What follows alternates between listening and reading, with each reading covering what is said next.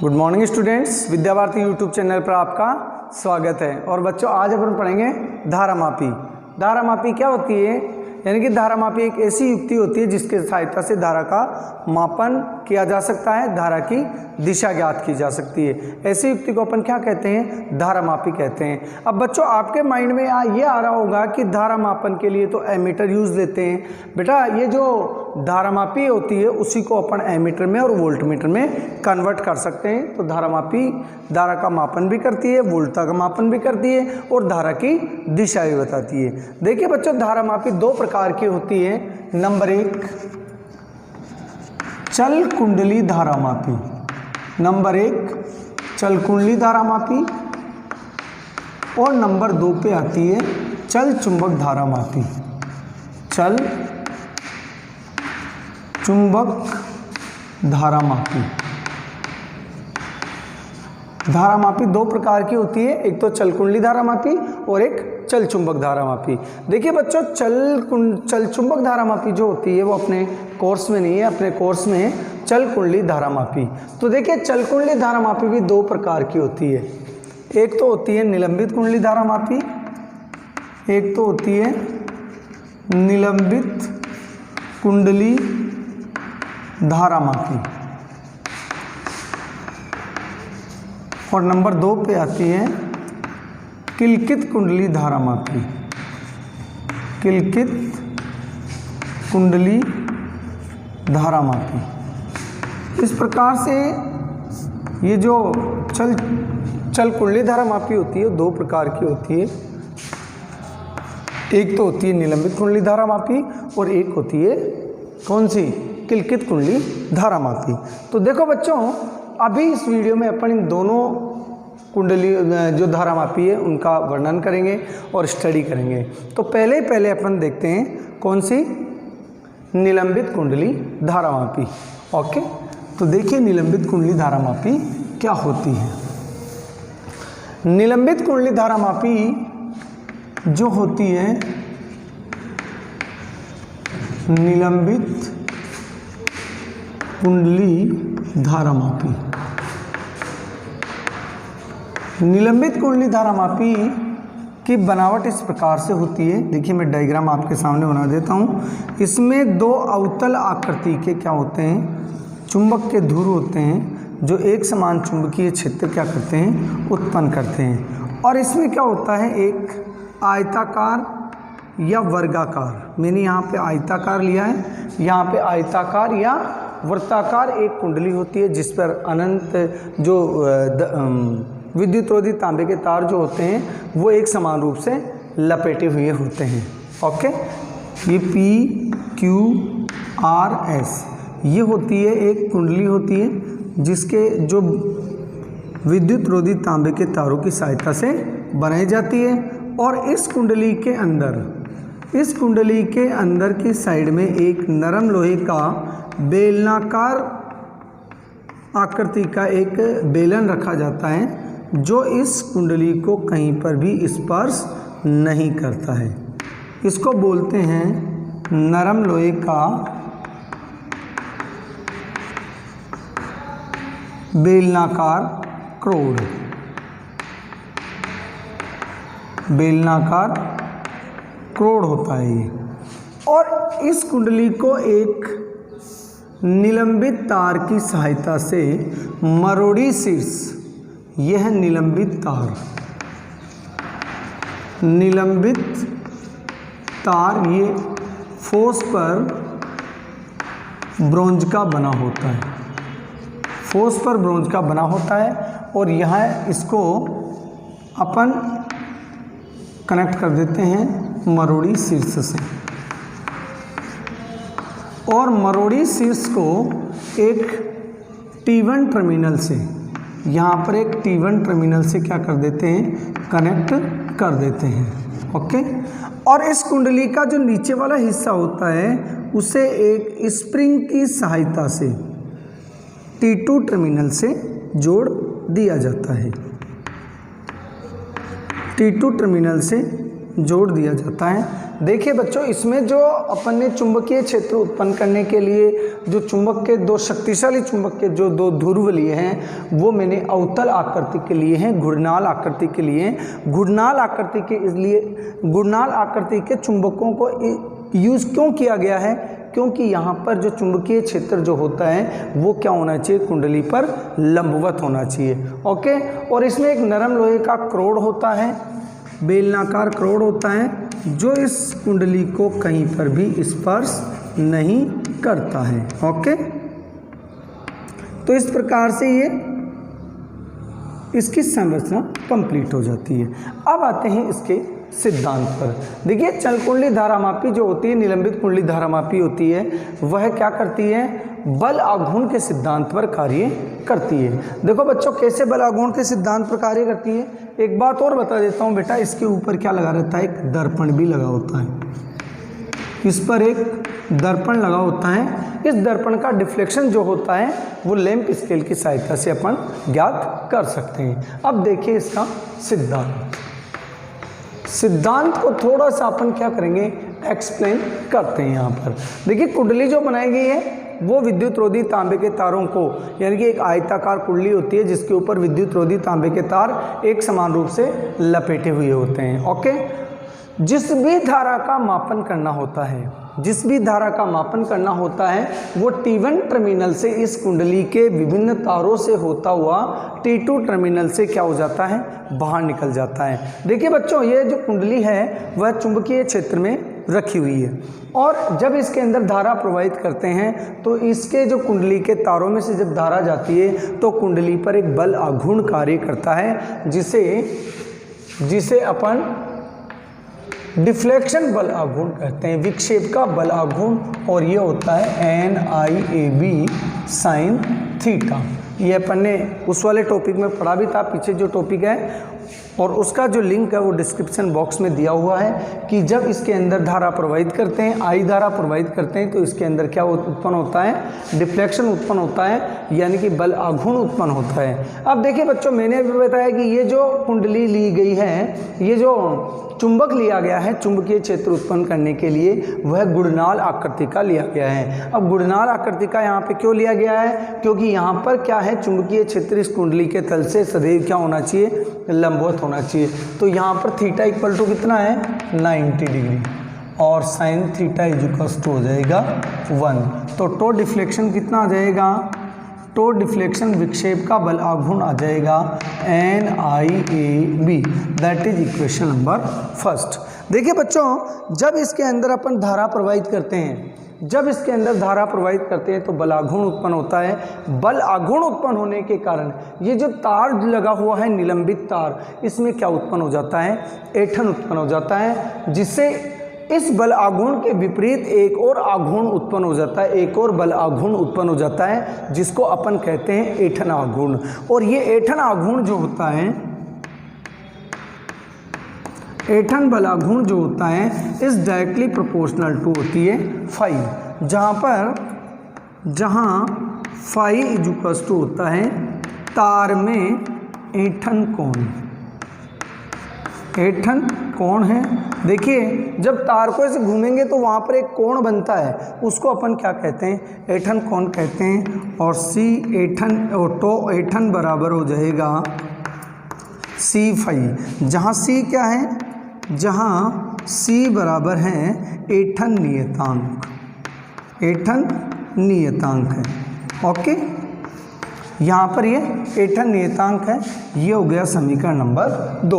देखिए, इसमें बल आघूर्ण उत्पन्न होगा तो इसे घूमेगी, और इसमें क्या होगा? इस बल आघूर्ण के विपरीत दिशा में इसका विरोध करने वाला प्रत्यानयन बल आघूर्ण इस तार के अंदर उत्पन्न होता है और उसको बोलते हैं टो ऐंठन। ये प्रत्यानयन बल आघूर्ण है जिसको टो ऐंठन कहा गया है। ये क्या करता है? इस बल आघूर्ण का, जो कुंडली में बल आघूर्ण उत्पन्न होता है, उसका विरोध करता है। ये तो इधर घूम रहा है और वो इस तार के अंदर ऐंठन उत्पन्न होता है, इसके घूमने का क्या करता है? प्रयत्न करता है, लेकिन फिर भी ये क्या हो जाती है? इसमें धारा के कारण ये घूम जाती है। तो कितनी घूमेगी? कहीं ना कहीं पे जाके कुंडली क्या हो जाती है? रुक जाती है। तो संतुलन की अवस्था में क्या होता है? देखिए, संतुलन की अवस्था में, संतुलन की अवस्था में तो डिफ्लेक्शन इज इक्वल्स टू हो जाएगा तो ऐंठन। ये दोनों क्या हो जाएंगे बच्चों, बराबर हो जाएगा, क्योंकि फिर ये कोई घूमती थोड़ी रहेगी। ये तार यहाँ पे लगा हुआ है, कोई यहाँ पे बेरिंग नहीं लगा हुआ है ताकि ये घूमती रहे। यहाँ पे तार लगा हुआ तो उसमें ऐंठन उत्पन्न होगा, वो ऐंठन क्या करेगा, कहीं ना कहीं पे जाके इस कुंडली को रोक देगा। ओके, तो देखिए तो ऐंठन इक्वल टू है NIAB is equals to C5। अब I इज इक्वल्स टू, अपन को धारा का मापन करना है तो I को इधर रोक लीजिए और ये आ जाएगा NAB और यहाँ पे आ जाएगा 5। तो देखिए बच्चों, ये वाली जो चीज़ है वो कांस्टेंट है, इसको बोलते हैं K इक्वल टू CNAB और इसको बोलते हैं धारामापी नियतांक। ये है धारामापी नियतांक। देखिए बच्चों, C नियतांक n फेरों की संख्या नियतांक, A कुंडली का क्षेत्रफल नियतांक, B विद्युत क्षेत्र कांस्टेंट। ये सारी चीज़ कांस्टेंट है तो अपने पास में आ जाएगा तो I is directly proportional to 5, अर्थात जितना इसमें धारा प्रवाहित करेंगे उतने ही इसमें क्या होगा, ऐंठन उत्पन्न होगा। अब जब ये घूमेगी, ऐसे घूमेगी तो इस दर्पण का फोकस भी क्या होगा, घूमेगा। मान लीजिए पहले यहाँ पे था, अब कहाँ पे आ जाएगा, यहाँ पे आ जाएगा। तो जितनी धारा प्रवाहित करेंगे उतना ही ज़्यादा विक्षेप आएगा। ओके स्टूडेंट्स, तो देखिए अब आगे थोड़ा सा अपन इसको एक्सप्लेन करते हैं। इसका आप स्क्रीनशॉट ले लीजिए। हाँ तो बच्चों, मैं आशा करता हूँ आपने इसका स्क्रीनशॉट ले लिया होगा। अब पढ़ेंगे इसकी क्रियाविधि। ये तो था इसका सिद्धांत, अब पढ़ते हैं इसकी क्रियाविधि। क्रियाविधि देखिए क्या है इसकी क्रियाविधि।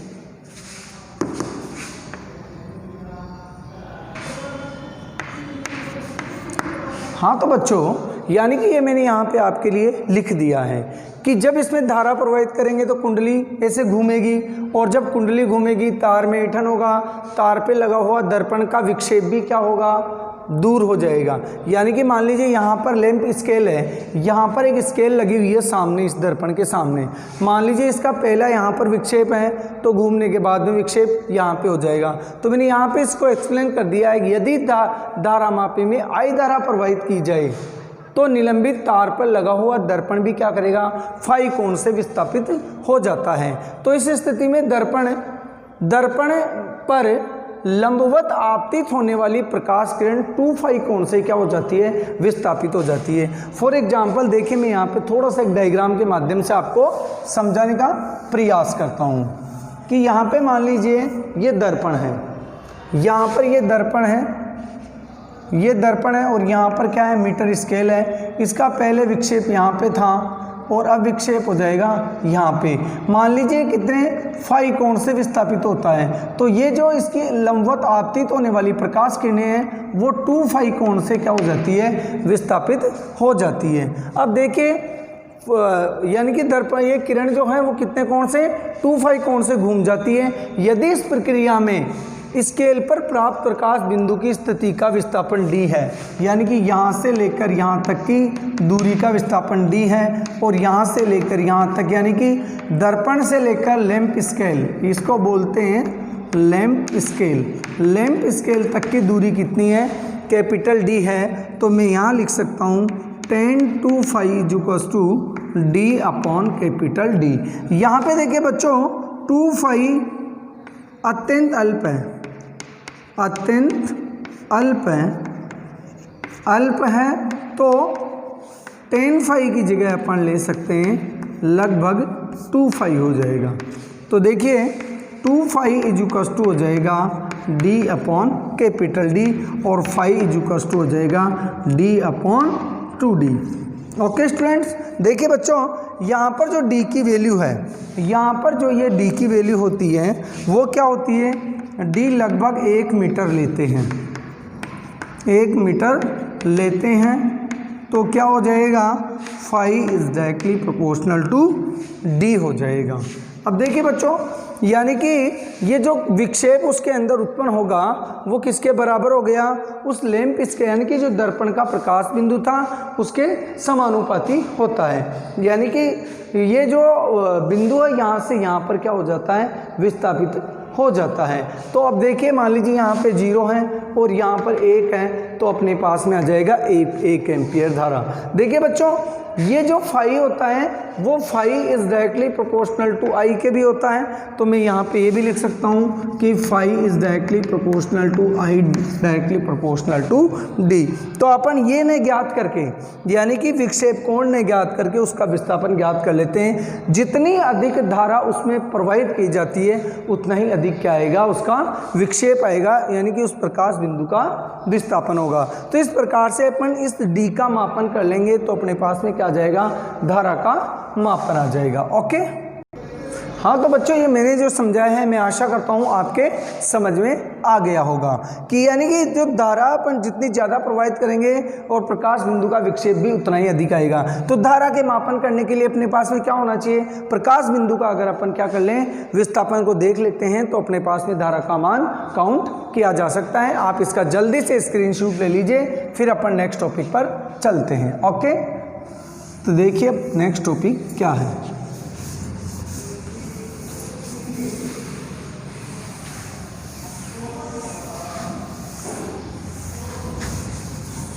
नेक्स्ट टॉपिक है धारामापी की सुग्राहिता। पहला टॉपिक अपना आता है धारामापी की सुग्राहिता। धारामापी की सुग्राहिता, और उसमें पहला टॉपिक आती है धारा सुग्राहिता। धारा सुग्राहिता, सेंसिटिविटी ऑफ करंट, यानी कि करंट सेंसिटिविटी। तो देखिए धारा सुग्राहिता क्या होती है। धारा सुग्राहिता होती है फाई अपॉन आई, यानी कि किसी धारामापी में एकांक विक्षेप प्राप्त करने के लिए, एकांक विक्षेप प्राप्त यानी कि एकांक धारा के लिए विक्षेप प्राप्त करना होता है, तो उसको अपन क्या कहते हैं, क्या कहते हैं, उसको धारा सुग्राहिता कहते हैं।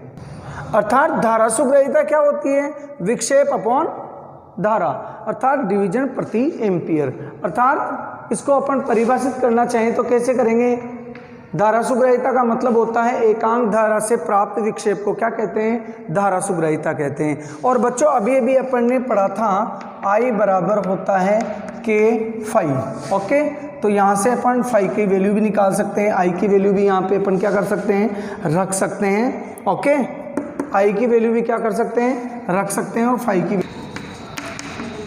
वी नो दैट, अभी अभी अपन ने पढ़ा था I बराबर होता है K फाई और K बराबर होता है C upon N A B, जहाँ C क्या है, C ऐंठन नियतांक है और N फेरों की संख्या है, A क्या है, कुंडली का क्षेत्रफल है और B चुंबकीय क्षेत्र है। अब देखिए बच्चों मैं इसको इधर ले आता हूँ, I अपॉन फाई बराबर बच गया K, और K का अगर मैं वैल्यू पुट करना चाहूँ तो यहाँ पे आ जाएगा I अपॉन फाई बराबर C upon N A B, समीकरण नंबर 2 और ये समीकरण नंबर 1। देखिए धारा सुग्राहिता ऐसा ही बराबर होता है फाई अपॉन आई, तो इसको अपन क्या कर देंगे, उल्टा कर देंगे। तो मैं यहाँ लिखना चाहता हूँ फाई अपॉन आई बराबर हो जाएगा N A B upon C. Okay, तो इसको बोलेंगे अपन धारा सुग्राहिता, और ये हो गई एन ए बी अपॉन सी। तो यानी किसी भी धारामापी का सुग्राहिता बढ़ाने के लिए सी के मान को अपन को क्या करना पड़ेगा, कम करना पड़ेगा। सी का मान अगर कम हो जाएगा तो धारा सुग्राहिता क्या हो जाएगी, धारामापी की बढ़ जाएगी। और सी बराबर होता है पाई नीटा आर की पावर 4 अपॉन 12, यह सी की वैल्यू होती है। अर्थात सी का मान कम करना है। देखिए यहाँ पे लिख देता हूँ धारामापी की धारा सुग्राहिता बढ़ाने के लिए सी के मान को कम करते हैं, कम करेंगे, यानी कि सी के मान को क्या करेंगे, कम करेंगे, यानी कि इसमें देखिए एन एर बी, या तो सी के मान को कम करेंगे या फेरों की संख्या बढ़ाएंगे या विद्युत क्षेत्र बढ़ाएंगे, उसका क्षेत्रफल बढ़ाएंगे, तो धारा सुग्राहिता का मान क्या हो जाएगा, बढ़ जाएगा। लेकिन देखिए बच्चों, अपन अगर इतने का इतना ही रखें, यानी फेरों की संख्या कांस्टेंट रखें, उसका क्षेत्रफल कांस्टेंट रखे, और बी का मान भी क्या करें, विद्युत क्षेत्र का वो चुंबकीय क्षेत्र का मान भी क्या करें, कांस्टेंट रखें, तो अपन को क्या करना पड़ेगा, सी के मान को कम करना पड़ेगा। अब सी बराबर क्या होता है, सी बराबर होता है पाई नीटा आर की पावर 4.12, या जहाँ ईटा क्या है, जहाँ पे ईटा है उसकी दृढ़ता गुणांक, एल क्या है तार की लंबाई, आर क्या है तार की त्रिज्या। तो धारामापी की सुग्राहिता बढ़ाने के लिए आर के मान को तो क्या करेंगे, कम करेंगे, और एल के मान को क्या करेंगे, बढ़ाना पड़ेगा। आर के मान यानी कि उसकी त्रिज्या, तो तार जो लेंगे ना निलंबित तार की त्रिज्या को तो अपन कम करेंगे अर्थात, और लंबाई को क्या करेंगे, बढ़ाएंगे। तो अपने लिए जो फॉस्फोरस ब्रांच का जो तार लिया था वो क्या होना चाहिए, पतला होना चाहिए और लंबा होना चाहिए। अगर पतला और लंबा अगर अपन लेंगे तो क्या हो जाएगा, धारामापी की सुग्राहिता बढ़ जाएगी। अब आते हैं बेटा, इसका आप स्क्रीनशॉट ले लीजिए, फिर नेक्स्ट टॉपिक पर चलते हैं। नंबर 2 पर वोल्टता सुग्राहिता, नंबर 2 पे आता है वोल्टता सुग्राहिता।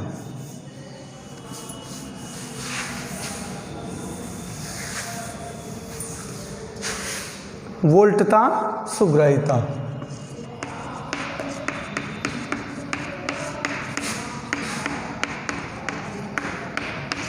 यस, वोल्टता सुग्राहिता। हाँ, तो बच्चों अपन बात करेंगे वोल्टता सुग्राहिता की। अब ये वोल्टता सुग्राहिता क्या होती है, देखिए धारामापी के टर्मिनलों के मध्य एकांक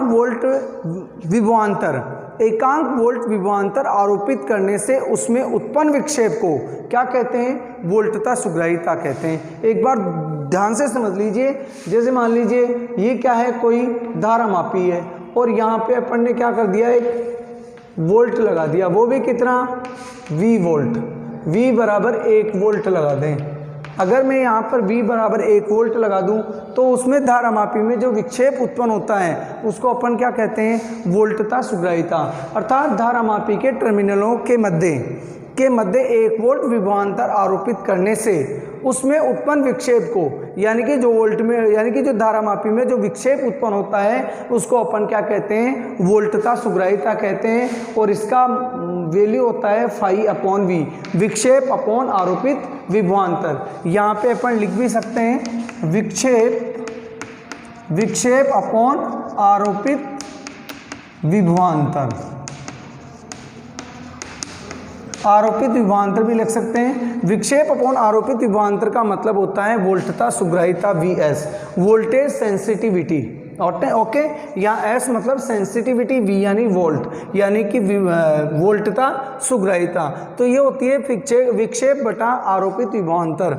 देखिए बच्चों, यदि धारामापी में I धारा प्रवाहित की जाए, कहने का मतलब इस धारामापी में कितनी धारा प्रवाहित की जाए, I धारा प्रवाहित की जाए, जिसका प्रतिरोध कितना हो, G हो, तो यहाँ पर विभव अगर मैं फाइंड करना चाहूँ, देखिए यदि धारामापी में I धारा प्रवाहित हो तथा धारामापी का प्रतिरोध G हो तो विभवांतर V equal to IR, V equal to होता है धारा गुणा प्रतिरोध। यहाँ G क्या है, धारामापी का प्रतिरोध है, तो धारा गुणा प्रतिरोध बराबर आ गया V। अब इस वैल्यू को यहाँ पे अगर अपन पुट करते हैं तो VS इक्वल टू फाई, और V की जगह अपन पुट कर देंगे धारा गुणा धारामापी का प्रतिरोध, धारा गुणा धारामापी का प्रतिरोध। ध्यान रखिएगा, ये जो G है कैपिटल G, ये धारामापी का प्रतिरोध है, ओके, यहाँ पे रख दिया।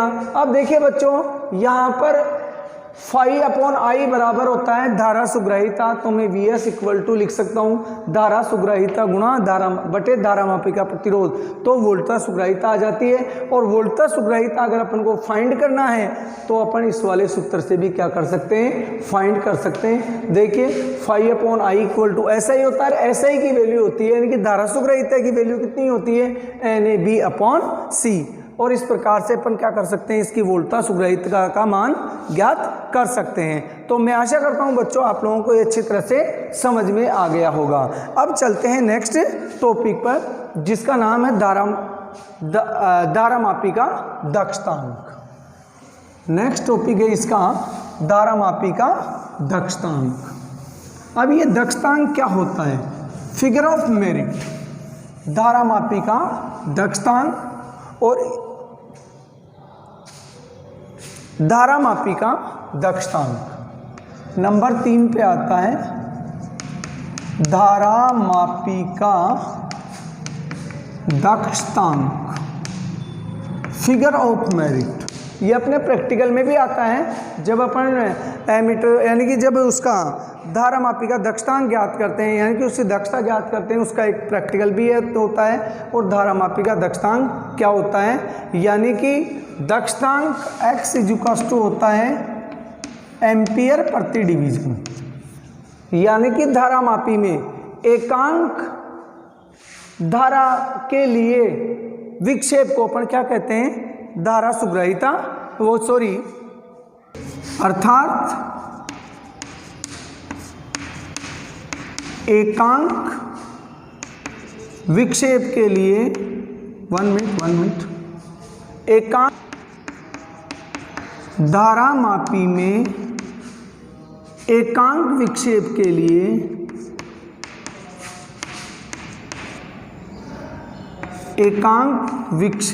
लिए आवश्यक धारा दक्षतांक कहलाता है। एकांक धारा के लिए